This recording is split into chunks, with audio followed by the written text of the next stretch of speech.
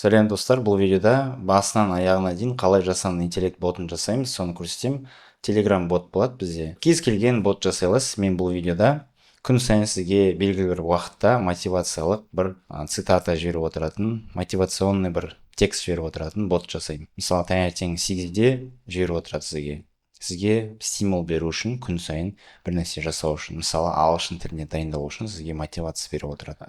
Бұл жай ғана мысал, сіз күрделі күшті боттарды өзіңізге керек бір бот жасасаңыз болады. Сонымен бастайық. Ең бірінші достар, біз Telegram ботты создавать етуіміз керек, жасауымыз керек. Ол үшін Telegramға өтесіз. Мынандай Botfather деген бот бар. Botfather деген бот, мінекей username, имя пользователя Botfather деп аталады осылай. Осы іздесеңіз шығады, мінекей 3 миллион қолданушы бар. Сол жерге барасыз да, мында меню болады. Менюда new bot деген бар, соған басасыз. Сол кезде сізден сұрайды. Менде ағылшынша тұр, Telegram, сол үшін ағылшынша сұрап тұр, бірақ сізде орысша болса, орысша сұрайды. Боттың атын қалай қоясыз дейді. Мен мысалы Азат мотивация деп жазамын. Сосын имя пользователя қандай болсын дейді. Ол латынша болу керек. Азат motivation bot деймін, мысалы. Бұл все, бот сізде создаваться етілді. Сізге Telegram мынандай уникальный ключ береді. Соны біз қазір қолданамыз. Сосын екінші қадам N8N платформасына барасыздар. Бүйтіп жазасыздар n8n.io. Осы жерде тіркелесіздер, сізге 2 апта тегін қолдануға мүмкіндік береді. Осындай сайт. Менде уже тіркелген, сондықтан мен просто кірем, sign in деймін, вход деймін. Сіз мына жерге басасыз, get started деп, имейліңізді енгізіп тіркелесіз. Менде уже тіркеліп тұр, сол үшін просто ашамын өзімнің личный кабинетімді, осылай шығады. Сосын мында create workflow дегенге басамын. Содан кейін мынандай плюс деген болады. Ең бірінші шаг. Бізде бұл бот күніне бір рет запускаться етілу керек та, автоматически. Значит, бізге мынаны таңдау керек. On a schedule. Бұл сайт ағылшынша, бірақ мында переводтауға болады, оңай. Мына жерге басасыз, Google Chrome'да translate деген бар, перевод деген. Қазақшаға аударсаңыз болады. Сол кезде бүкіл сайт қазақшаға айналады. Қазақша айналды. Плюс басамыз, кесте бойынша деген таңдаймыз. Күніне бір рет қосылады. Сағат нешеде? Таңғы 8-де деп айтайық мысалы. Мысалы қазір, минуты керек болса, минутын жазасыз. Сонымен болды. Енді не істеу керек? Бұл жерде жасанды интеллектті қосуымыз керек. AI agent деп басамыз. Қосамыз агентті. Содан кейін мына жерде чат үлгісі деген бар. Соған басамыз да OpenAI дейміз. OpenAI чат үлгісі. Бұл чат GPT бізде. Бұл оңай тапсырма болғандықтан сіз осы 4O mini деген қолдансаңыз болады. 4O mini. Бұл арзан болады да сізге. Енді мынаны қолдану үшін сізге айтпақшы ключ керек. OpenAI. Оны қайдан аласыз? Оны алу үшін мына жерге барасыз. platform.openai.com. Осы сайтқа тіркелесіздер. Тіркелгеннен кейін осындай личный кабинет шығады сізде. Dashboard деген шығады, соған барасыздар. Сосын API case дегенге барасыздар. Мына жерден create new secret key дейсіз. Сосын мында ключтің атын жазасыз. Мысалы, просто мен тест деп жаза саламын. Create secret key деймін. Сосын мынандай уникальный ключ береді. Соны сіз копировать етесіз. Сосын N8N-ға қайтып барасыз да, мына жерде сізде жаңа тіркелге деректерін жасаңыз деген бар, соған басасыз. Содан кейін API ключқа мына жерден алған ключті, мына copy деген ключті аласыз да, вставить дейсіз. Окей? Сосын болды. Сақтау дейсіз. Мына жасады, жасыл жанды. 4O mini деп таңдайсыз. Енді бізде почти агент дайын. Енді агентке инструкция береміз. Не істеу керек? Мына жерде инструкция беру үшін опция қосу дегенге басасыз, жүйелік хабар дегенге басасыз. Сосын мында жазасыз. Маған мотивация ағылшын оқуға, ағылшын тілін оқуға мотивациялық мәтін бер. Болды. Все. Енді біздің агентіміз дайын. Енді бұл сообщениені біз ботқа жіберуіміз керек. Чтобы бот бізге күн сайын жіберіп отыру үшін да, Telegram бот. Плюсқа басамыз. Айтпақшы, мына AI ключті алғанда, мына OpenAI ключін алғанда, ол платный болады. Оған сіз хотя бы $5 салып қойыңыз керек. Ақша салу үшін $5 көп емес, зато сіз күшті нәрселер жасаласыз да, онымен. Личный кабинетке барасыз, ақша салу үшін your profile. Сосын мына жерде не бар? billing деген бар, то есть ақша алу мәселесі. Осы жерден add to credit balance деген бар, соған басасыз. Мына жерде жазасыз мысалы $5 деп, немесе бір минимум $5 салу керек та, сол үшін 5 деңіз. Мына Каспи Голд салып қойсаңыз болады, add payment method дейсіз да, Каспи Голдыңызды енгізесіз, continue дейсіз, болды. Сол кезде сізге мында личный балансқа $5 түседі. Менде мысалға $16 бар. Вот содан кейін уже сіздің ключіңіз жасап тұрады. Все. Енді осыдан кейін бағанағы Telegram ботты қосуымыз керек. Telegram деп жазамыз. Telegram хабарлама жіберу деген бар. Так, ағылшыншаға қойын. Send a message деген, send a text message деген бар. Соған басамыз. Қайтып қазақша аударайын. Сосын мында басасыз да жаңа тіркелге дегенде басасыз. Бұл жерде жаңа ботымызды енгіземіз. Сол арқылы Anytime платформасы біздің ботқа сообщение жібере алады. Код саламыз, сақтау дейміз. Дайын. Сосын send message. Мына жерге чат идентификатор деп тұр. Ол сіздің Телеграмдағы номеріңіз уникальный. Оны білу үшін былай істеуге болады. Мына жерден кетіріп тастайық, қайтадан триггерді жаңадан. И плюске қайтып басамыз. Онан триггерді Telegram деп жазамыз. Telegram. Мында хабарлама деген қазақшаларын білмейді екенмін. On message деген бар, соны таңдаймыз. Сосын болды. Мында бағанағы біз деген таңдадық қой бағана. Ботты. Боттың ключін саламыз, сосын атын жазамыз. Подождите, ботты мен таңдадым ғой уже. Боттың аты бізде Telegram аккаунт екен. Боттың атын өзгерту керек. Мынаған басамыз да, карандашқа басамыз. Мында боттың аты Азат Motivation да. Бот. Азат Motivation бот болды. Солай сақтаймыз. Сосын мына жерге барамыз да, именно сол ботты таңдауымыз керек. Азат Motivation бот. Все. Енді біз мынаны іске қосамыз, ботты. Так, онда проблема деп тұр. Пока бір деп жазасаңыз, проблеманы кетіру үшін. Сосын execute дейсіз, қосасыз, яғни іске қосу ботты.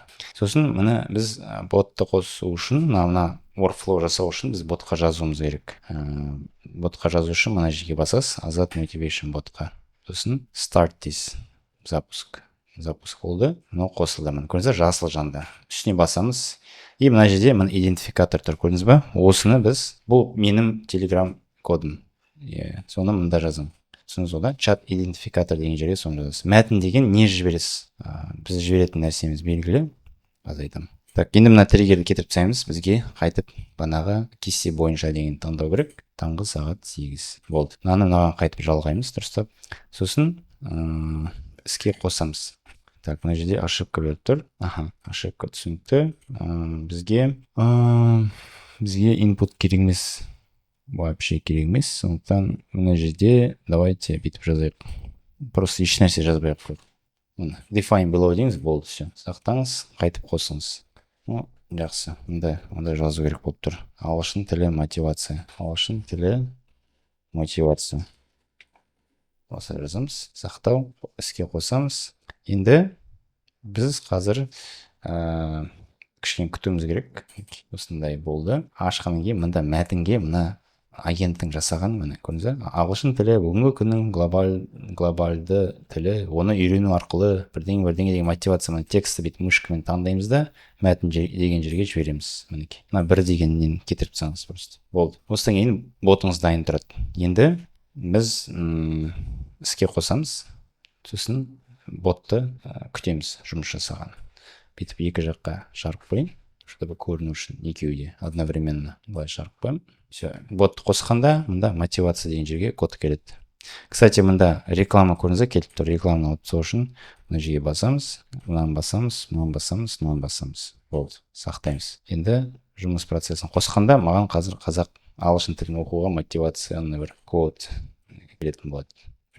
Міне келді, көрдіңіз бе? Ағылшын тілін үйрену бұл тек қана сөздер мен грамматиканы меңгеру емес, ол әлеммен бірдеңе слишком ұзын мысалы. Маған қысқа керек. Мен айтамын да, сол үшін. Ашамда агентті мына жерге жазам. Максимум 20 сөзден құралу керек деймін. Болды, все. Осы инструкция берем. Қайтып запускайтын и қараймыз қазір. Learning ағылшынша жіберіп тұр да. Болмайды, маған қазақ тілінде керек. Мәтін қазақша болуы қайтадан запускайсың. Міне ағылшын тілін үйрену жаңа мүмкіндіктер ашады. Армандарыңа жету үшін білім алуды бастайық. Болды.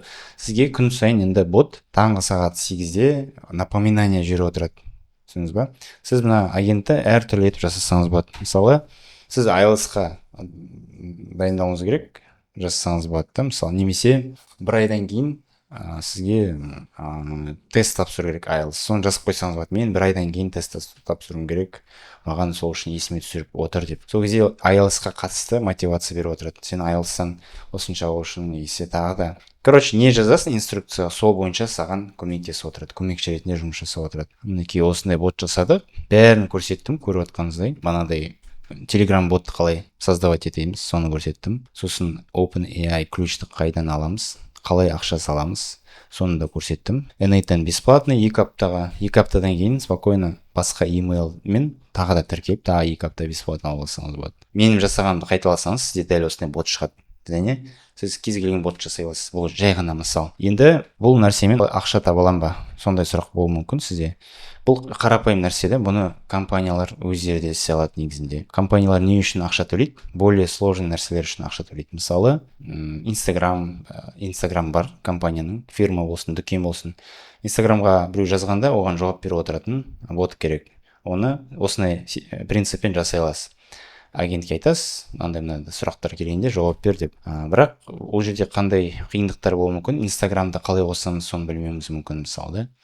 Сосын WhatsApp қалай қосамыз, Telegram қалай қосамыз, сосын компанияның мәліметтерін қалай агентке дұрыстап түсіндіреміз. Көптеген нюанстар бар. То есть сол үшін ақша төлейді да. Осындай боттар жасайтын, автоматизация жасайтын агентстволарға компаниялар ақша төлейді. Фрилансерларға. Сіз сондай фрилансер бола аласыз да, компанияларға барасыз, мен саған күшті автоматизация жасап беремін. Сосын ең үлкен мәселе тоже сіз жай ғана бот емес, кішкене компаниямен сөйлесуіңіз керек, компания иесімен қарауыңыз керек. Оларда қандай нәрсені автоматтандыруға болады. Сіз идея беруіңіз керек та, мынаны былай істеуге болады, былай істеуге болады деп. То есть тек қана жай ғана сұрақ-жауап бот емес, Инстаграмға, WhatsAppқа жауап беретін. Сіз компанияның какой-то рутинно қайталана беретін шаруаларын автоматтандырып берсеңіз, соған компания ақша төлейді, жақсы ақша төлейді еще. Вот, сондықтан осындай нәрселер бар. И реально бұл жай ғана элементарный мысал. Сіз осыны үйреніп, компанияларға боттар жасап, автоматизация жасап, ақша таба аласыз. Көріп отқаныңыздай код, программирование ешнәрсе керек емес, оңай мышкамен шұқып жасай бересің. Осыны мен күрделі уже 0-ден бастап үйретемін өзімнің қауымдастығымда. Өзіңіз может естіген шығарсыз.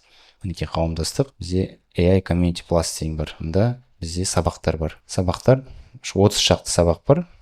0-ден бастап осы үйретіледі. Қалай бағандай WhatsApp қосамыз, қалай Instagram қосамыз, қалай TikTok қосамыз, қалай бағандай PDF-ті оқитын сондай боттар жасауға, рак қалай жасауға. То есть мында база данных бар еще. То есть көп ақпарат бар. Менің ойымша бот жасап үйренуге керекті ақпараттың бәрі бар мында. Еще онымен қоса бұл сабақтарға доступ постоянно қалады. Сіз бір алғаннан кейін қала береді. Ертең курстың бағасы өзгергенде де сізде сабақтар қала береді. Болашақта шыққан сабақтар тоже көріп отырасыз.